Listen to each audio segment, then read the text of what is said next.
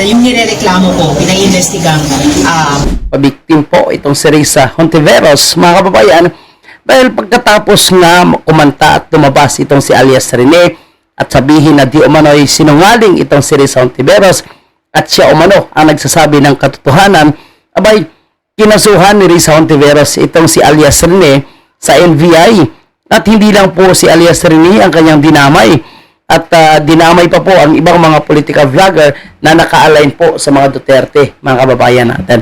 Itong sinabi ni Risa Hontiveros, basahin natin, no? At syempre, yung nasa screen po natin na si Kifi Cho or kilala bilang Crescitcho ay kasama po sa kinasuhan nitong si Risa Hontiveros. Anyway, sabi ni Risa Hontiveros dito na nagpapabiktim, sabi niya, kasama din sa reklamo natin yung mga vlogger na sistematikong nagpakalat at dumagdag sa mga kasinungalingan tungkol sa witnesses, tungkol sa aking staff at tungkol sa Senado. So, stop niya daw at sa Senado. Pero anyway, no, siya talaga yung tinira dyan ni alias Rene.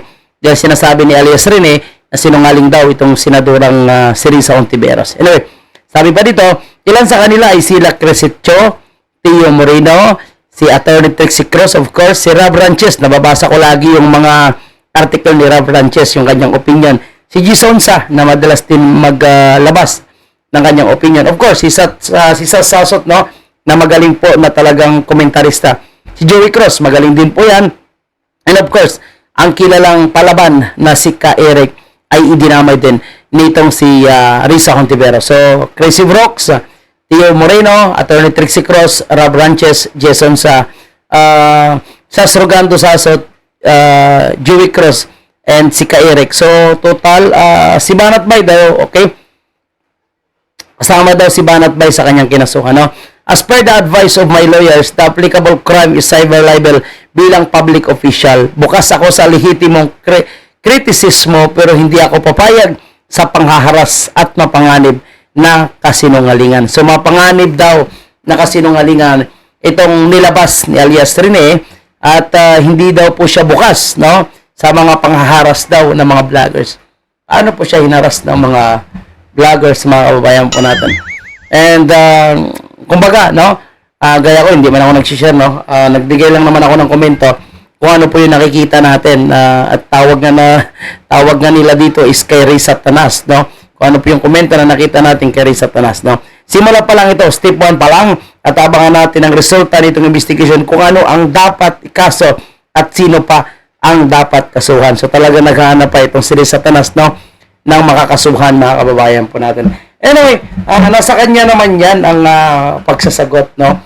Mga kababayan po natin, nasa kanya yan kung paano niya patunayan na mali po yung inilabas ni alias Rene.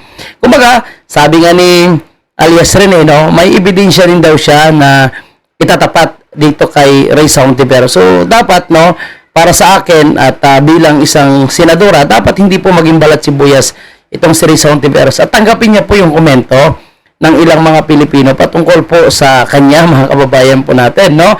And ang challenge na lang dito, total, sinasabi na sinungaling siya, sinasabi ni alias Rene na fake itong yung mga ebidensya na nilabas niya labang kay alias Rene, patunayan niya na lang, no? Huwag na siya mandamay, kaya nito, dinamay niya pa yung ilan sa mga vloggers.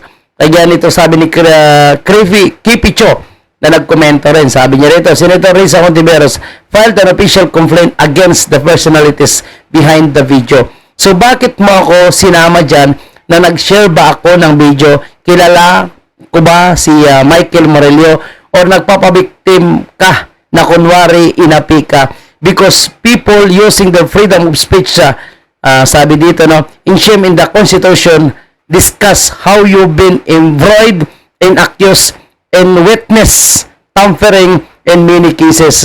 Tatanggalan mo kami ng freedom of speech tapos gusto mo pa magpresidente ka sa lagay na yan. Yun, no? So, sabi nga dito ni Kifi Cho na ang mga ilan sa mga nagsasabi dyan, ng mga nagko-komento ay diniscuss lang patungkol sa witness tampering. I-discuss lang yung tungkol sa kaso. 'Di ba? Tapos, ang gusto ni Risa Hontiveros ngayon, yung mga nagbibigay ng komento, nagbibigay ng mga analysis sa isyong ito, ay gusto niyang patahimikin. So, para sa akin personal ko na komento dito mga kababayan po natin. Parang lumalabas na gusto ni Risa Hontiveros na patahimikin ang lahat po na nagsasalita sa isyung ito. Anyway, di ba? Marami po actually yung nag-upload at nag-share ng videos. Marami din sa mainstream media, no? And kung ang nagpapakalat ng video, no, ay siguro yung talagang original na uploader. Pero kung ikaw ay nag-share, kung ikaw ay nagkomento, no, di ba, as part of public, na yun public video na yung nandyan sa YouTube, di ba? So, pwede ka na magkomento, pwede ka na magbigay ng reaction dyan. And beside, hindi lang naman mga vloggers yung nagkomento dyan o nag-share, nagbalita ng video na yan, kundi mga mainstream media rin, di ba? So, kaso ito yung mabigat para kay Risa Hontiveros, no? Itong mga political vloggers na naka-align po sa mga Duterte. Kasi iniisip niya po mga kababayan na siya po ay tinatarget. No? Actually, hindi kailangan targetin si Risa Hontiveros. Dahil para sa akin, napakababa po yung kanyang grado sa mga pagpipilian na posibleng tatakbo sa pagkasenadora. So, of course, isa rin sa nag-react, no, ay itong si Dr. Loren Badoy, no, na napa-GEGO pa nga siya, no. Sabi niya dito, nag-aambisyong ka pa maging presidente, ipatawa, ambisyosang palaka, no? And sinabihan nga daw po ng kanyang anak, itong si Doc Loren Badoy, na magdahan-dahan lang. So, ayun, medyo dahan-dahan nga si Doc Loren Badoy, at tinawag niya lang na gago ka pala. So, ang mahilig magsabi ng human rights, respect human rights, no? Karapatan, freedom of speech. Yan lagi yung pinagrarally nila, no, sa kalsada, mga kababayan. Tapos, nung sila na po yung binabatikos, dahil po sa paglabas ni Alias Rene, no, siya ngayon yung nag-file ng kaso. So, pikon. Anong ibig sabihin yan, mga kababayan natin? So, yun yung sabi ko, no? Sabi ni Alias, sabi dito ni Risa Hontiveros, kung may nagbayad man kay Michael, hindi ako magtaka kung QGC yun. Di dapat QGC yung kanyang kinasuhan. Diba? Inausahan niya yung nagpakalat, yung nagbayad, no? So, bakit yung mga vloggers na nagsasalita ang kanyang gustong patahimikin? And sabi ni Kevicho pa, no, QGC, please file a civil libel complaint against Risa Hontiveros as well. 500 million. Sabi ni Kevicho. Anyway, napanood nyo na ba, mga kababayan natin, yung media interview ni Risa Hontiveros? So, kung hindi pa, ito panoorin natin. Updates about that dahil pagkatapos ng kanyang mga huling mensahe sa opisina ko doon lamang June 22 at 23 nitong 2025. Imagine, just a little more than a week ago, naghuhumingi ng rescue dahil siya daw ay kinidnap ng KOGC at siya. So, humingi daw ng rescue si Alias Rene, no? Dahil kinidnap daw ng KOGC. So, bakit hindi niya pala itawag sa pulis at sabihin na hanapin si Alias Rene doon? Bakit niya kinusuhan? At iba pa dito ang pinupunto niya na naaawa daw po siya kay Alias Rene. Naawa ka, bakit mo kakasuhan? Diba? Kung sinasabi mong siya ay biktima, o bakit mo kinasuhan? Biktima pala siya Hanapin mo kung sino nagbiktima sa kanya. Kung talagang totoo na siya ay biktima. Daw ay doon dinadakip sa Glory Mountain. Hanggang ngayon, at nung pinoward namin agad sa PNP yung mga messages na yun, at agad din nilang kinikilusan. Kaya lang, habang kinikilusan na yung kanyang mga mensahe noon, ay lumabas na itong video. Take note din pala, no, yung nirereklamo ko, pinaimbestigang fake news channel, nagngangalang Pagtanggol Valiente. Yan ang Pagtanggol Valiente, yung unang nag-upload, no, ng video na kinuna natin at nagbigay din tayo ng reaction video, no. Marami nagkomento rin and syempre hindi rin nila nagugustuhan yung galawan na ganito ni Risa Hontiveros, no. Bago po yan, binuo lamang noong June 24, the day after nung mga huling mensahe ni Michael Maurilio. So, hiniling ko sa NBI ngayon alamin sino ba yung Pagtanggol Valiente na yan, sinong mga tao, sinong grupo, at dahil baka o malamang konektado yan dun sa cry for help nung earlier last month ni Michael Maurilio. Nanalangin pa rin ako para sa kanyang kaligtasan, sana. Parang sure ball, no?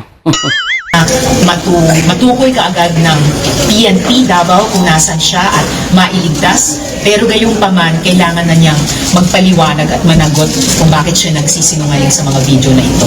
Sen, do you believe in the theory na So magandang challenge ito at aantayin natin itong sagot ni Alias Trinino. Kasi sinasabi ni Risa Hontiveros, mga kababayan po natin, na si Alias Rini daw po ay nagsisinungaling. Pero alam nyo, may issue na yan siya dati sa Parmeli and doon kay Kian Santos, no? Na napanood din po natin doon sa discussion nitong si Attorney Topacio. Pero mga kababayan, di ba, sabi niya, no, kasuhan niya yung mga nagsasalita, nagpapakalat ng video. And bakit hindi niya pala sinama si Attorney Topacio? Sabi ni Attorney Topacio, no, kasuhan mo ako rin sa Hontiveros at nilalabas ko yung mga iba pang witnesses. So, bakit hindi niya pala kinasuhan? And alam niyo, no, kahit yung itong si dating Congressman Jing Faras, nagsasabi siya na itong gawain ni Risa Hontiveros ay may pattern po ito. Itong pagiging, sanay sa tanim witness umano itong si Risa Hontiveros. And, you know, that guy, in fairness to Kibuloy, he is in jail. Because of the well-publicized, hearing that he is a rapist, that is, it's so unfair to him. So, yun po mga kababayan po natin and kayo na po bahala manghusga. Tingnan natin kung sino po yung maglalabas na katotohanan. And alam ko mabigat para kay Alias Rene itong laban kay Risa Hontiveros. And titingnan po natin, no, doon tayo sa tama mga kababayan po natin. Pero syempre, ako mas more na naniniwala ako doon kay Alias Rene, no? Doon pala sa pagkumpirma ni Risa Hontiveros na kilala niyo mismo si Alias Rene. So, mas may tiwala ako na totoo yung expose ni Alias Rene. And abangan natin, no? Abangan natin kung gaano katagal ito ma-resolve pa.